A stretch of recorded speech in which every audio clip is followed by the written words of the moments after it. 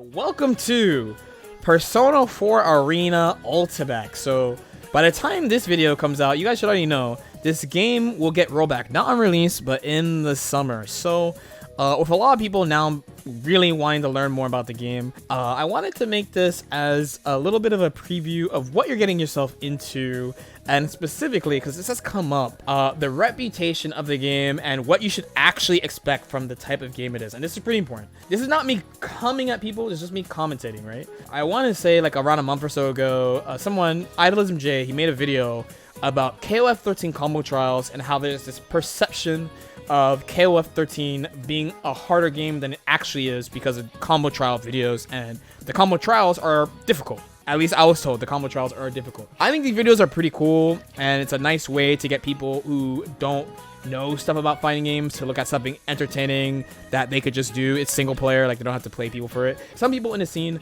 don't like combo trial videos.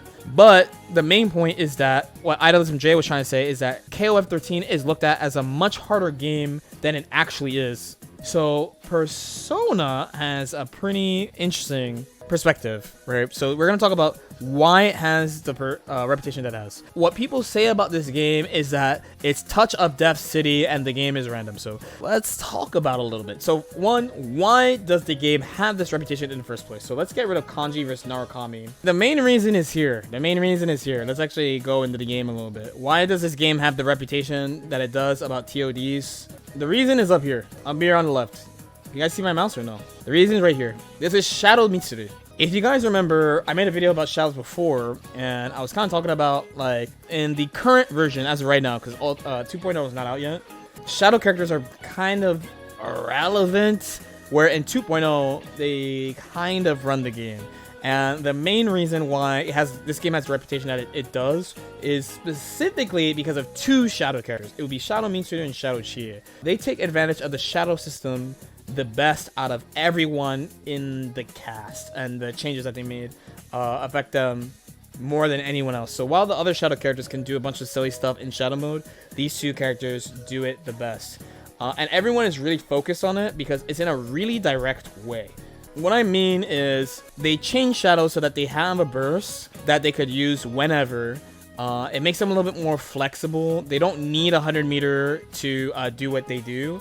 So Shadow Chie and Shadow Mitsuru in particular, compared to the other shadows, way more ways of accessing high damage. So it gives them legit two-touch opportunity and huge comeback potential.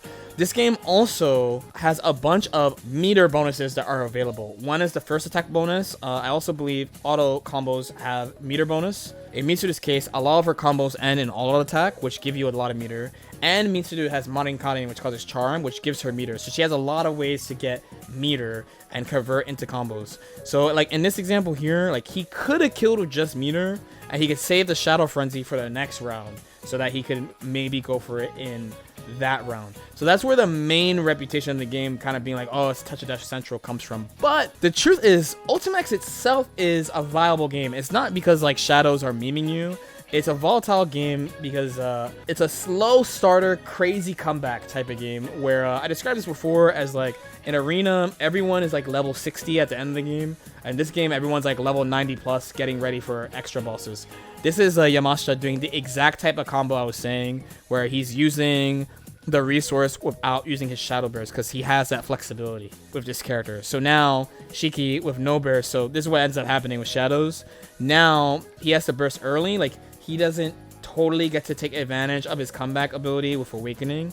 In Awakening, everyone gets a special super 50 meter right away and a defense boost right away. Some characters have effect supers that they can force on you really well.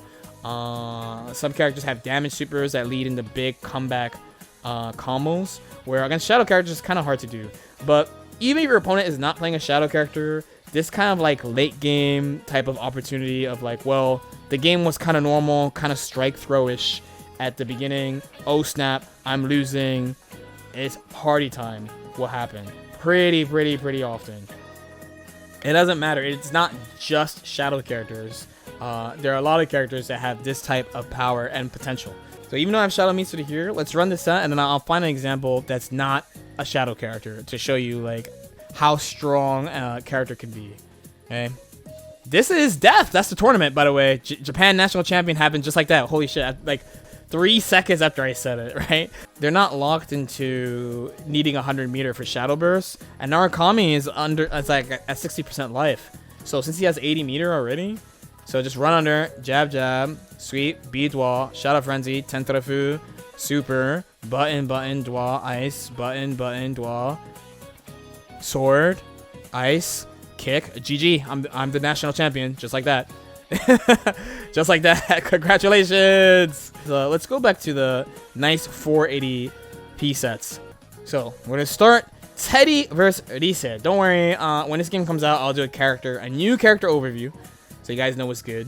Rise, one of my least, actually these are 2 of my least favorite characters fighting each other, so we cheer for nobody. Teddy, the peak of item throw. There's 2 item setups. His is mostly just god neutral control of the items. These are like the best items. Rise is, she has a status effect called Scan that if she gets on you, she can approach you really easily from full screen, and her pressure is really, really good. So her neutral is like okay against Teddy because she can address him from full screen. Okay, getting him with the low, it's gonna be a nice little combo.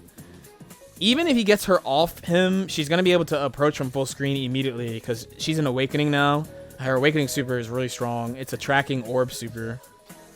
Okay, she's going in right now. Shit. Okay, set play again. Throw. Okay, EX scan. Just trying to get around the items. It's kind of like full screen lazy neutral roar. Because Teddy's trying to do his lazy neutral shit, but Rise is also trying to do her lazy neutral shit. I'm surprised he didn't do Ouroboros right away. Guard cancel still in play. Scan, waiting. Waiting again. DP. Oh, this is kind of tight round. Missile while he can't block with the rage. Oh no. Moving forward, a little bit of screen control. Again, she can address his items from full screen because she has full screen tracking stuff and just full screen control in general. So he can't play as lame as he would like to. Okay. Esports combo. Gets a throw again. Popping the note. Getting this all on him. The notes are there. Gets him with a 2B. Burst is not coming back. One more mix or he's gonna kill? No, he goes for the angry Moe Moe slap super. Putting him in awakening. Reversal drill. Okay, Hagiwara with his back to the wall here. That was a combo. Wow, I thought he dropped it. Okay, pushing, putting him in poison. Items in play. JB killing his persona. That's gonna be game. All right, next game. Okay, enrage right away. The green Robo's in play. Little meter gain here, but again, the laser just letting her get him from full screen. Set play, but trying to work his way out of the corner. Uh-oh, he silenced himself. That's not good. But thankfully, it went away. Overhead connects. Gonna get a little combo here. Burst in play. Burst.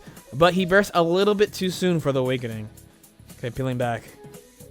Getting the barrel. Puts himself in awakening safely. Gonna try to get the screen control. Dai-chan with a big lead. Combo into... That was a little funky, but the 2B reset, and now he's actually going to die. Oh, just kidding. Calling it too soon, like an actual pro commentator, by the way. Oh, shimmy. Get another game here. This is a normal Mitsuru. Normal Mitsuru to do this. Normal Mitsuru is actually pretty good in this version too. Shadow Labyrinth is not Shadow Labyrinth. Shadow Mitsuru just has that meme potential. You know what I'm saying? Okay, getting the overhead there. Dai-chan starting strong. Lots of pressure here. This character Rise is really flexible. I saw the chat. They're like, "Why don't you like Rise?" That's a topic for another time. But basically, I think her neutral is really lazy. Plus, her jump in is really good, and they nerf anti-air in this game. So I think she's kind of like gorilla status, you know. Okay, Mitsuru again knocked down here. A little too far for the conversion. Dai-chan, huge lead. Takashi getting out the corner, but the conversion from Rise is gonna kill. And the main thing you're gonna see too is like the game. It's kind of like Dragon Ball-esque, right? Like if one person's better than the other, you're not gonna see any super crazy meme stuff. And the game is like decently heavy strike throw. There is mix. But you usually have to overextend set it up. It's not easy to set up mix off knockdown in this game. The thing is, though, some characters just have really super powerful strategies, either as a comeback in Awakening or out of Shadow. And that's really where this game reputation comes from. For the most part, you're seeing just a bunch of pretty standard play. Like, I don't like Reset. It's annoying. I'm not going to call it bullshit, like straight up. You know what I mean? It's just annoying. You know what I mean?